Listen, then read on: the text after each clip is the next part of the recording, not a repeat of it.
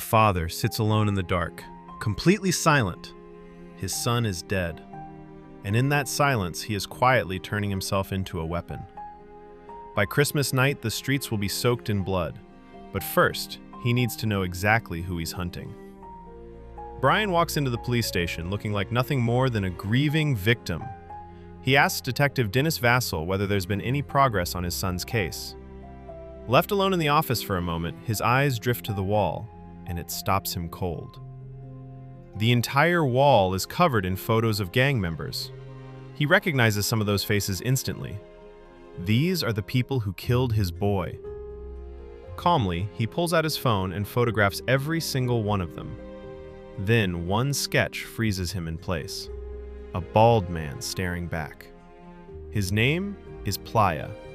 He's the one who shot Brian in the neck and left him for dead in that alley. When Vassell walks back in, he catches the look in Brian's eyes. Something dark has already taken root there. If you're enjoying this video, please subscribe before watching ahead. Brian goes home and pins every photo to his own wall, mapping out a plan to wipe them all out on a single night.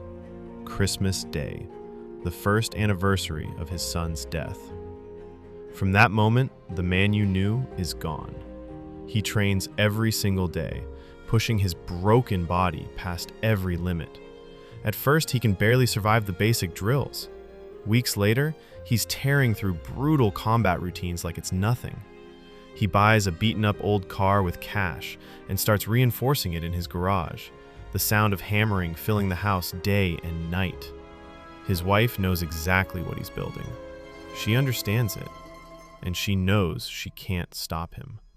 His shooting is a disaster in the beginning. His first trip to the range, every shot misses wide.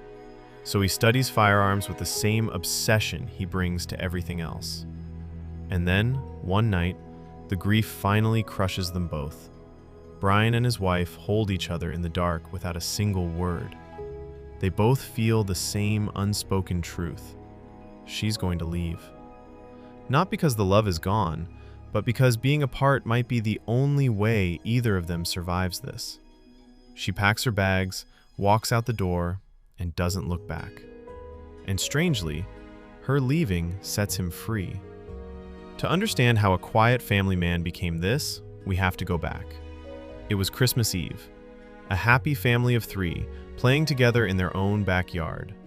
Then the night exploded. 2 rival gangs tore down the street firing at each other, and stray bullets ripped through everything in their path. Brian and his wife threw themselves over their son on instinct. But when the gunfire stopped and the cars vanished, they looked down, and their little boy was already gone. Brian chased the killers on foot, blind with fury, and cornered a green car in an alley. He swung a crowbar at it, but the car turned around and came back for him. A man stepped out with a gun. It was Playa, the gang leader. He shot Brian in the side, looked down at him bleeding on the ground, then calmly put another bullet through his neck and drove away.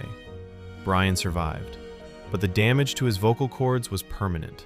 He would never speak again for the rest of his life. Imagine screaming with everything you have and no sound ever coming out. When he finally came home, nothing had been touched. The flat soccer ball still sat in the yard.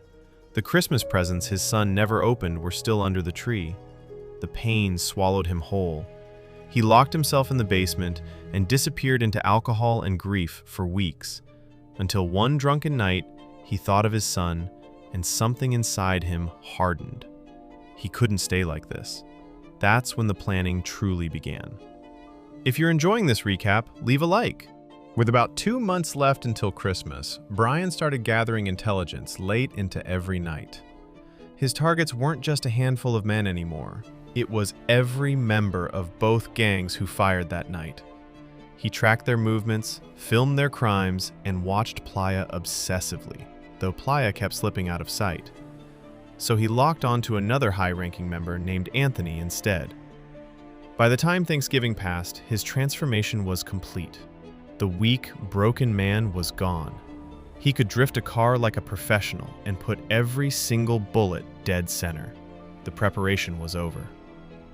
Late one night, he broke into Anthony's house, knocked him out, and dragged him to the basement, hanging him upside down.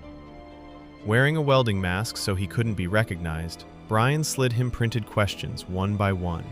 Gang operations, money laundering, names, locations, forcing him to write out a full confession. Anthony pretended to cooperate, then suddenly broke free and drove the knife straight into Brian. This was his first real fight, and his inexperience nearly killed him. But through sheer desperation, he beat Anthony down until he stopped moving. On December 24th, the night he'd been building toward for over a year, Brian laid out his weapons. He chose not to see his wife one last time. Instead, he drove to the cemetery, knelt at his son's grave, and set down the one Christmas gift the boy never got to open, a toy train set he'd built and arranged in a circle around the headstone. Then he pressed his hand to the cold stone and sat in silence for a long, long time. That same night, he dumped Anthony's bound body on Detective Vassal's doorstep, along with a USB drive holding every crime, every transaction, and Anthony's full written confession. Brian had compiled all of it for one reason: to make sure the police would finish whatever he didn't live to complete. On his way to Playa's hideout, Brian threw himself into a gang firefight in the streets, saving pinned-down officers and tearing through enemies from his armored car. One gang member live-streamed the whole thing, and Playa watched from his screen as this silent ghost dismantled his men one by one. And for the first time, the gang leader felt real fear. To set the city on fire, Brian threw a wrapped package over Playa's fence, the severed hand of Anthony, his key holder. Convinced it was the work of the rival boss, Ruiz, Playa ordered an all-out war, exactly what Brian wanted. The two gangs began tearing each other apart. By the time Brian reached the compound, both gangs were collapsing. He slipped inside with the crowd, planted mines along the stairwell, and fought his way up through the chaos.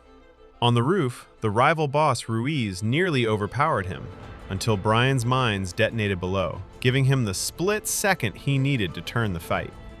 Then Detective Vassal arrived, climbing over the bodies, and the two men finally came face to face, guns raised. But Vassal saw a father drowning in a year of grief, and he lowered his weapon. Together, they pushed toward Playa's room, until a hidden gunman opened fire, and Playa's girlfriend stepped out, tearful and desperate. Brian hesitated for one fatal second, and she fired. He pulled the trigger back, but the damage was already done. Bleeding and barely standing, Brian stumbled into Playa's room, and Playa was already waiting, gun raised, fully in control. Then a single shot rang out. Vassal, dying himself, hit Playa from across the room. It wasn't a clean kill, but it was enough. Brian threw himself at the man who took everything and finished it with his bare hands. And then it was over. Both men, the father and the detective, sank to the floor, mortally wounded, staring up at the Christmas lights above them. In his final moments, Brian doesn't see the carnage. He sees his son, alive, laughing, in a future that will never happen. And miles away, his wife opens a letter he left behind, telling her he's sorry, that he loves her, and that he's finally at peace. She carries it to their son's grave, where the little train still runs in silent circles. His son is gone, Brian is gone, and the silence is louder than any gunshot ever could be. If this recap kept you watching, hit subscribe, there's a new one every week.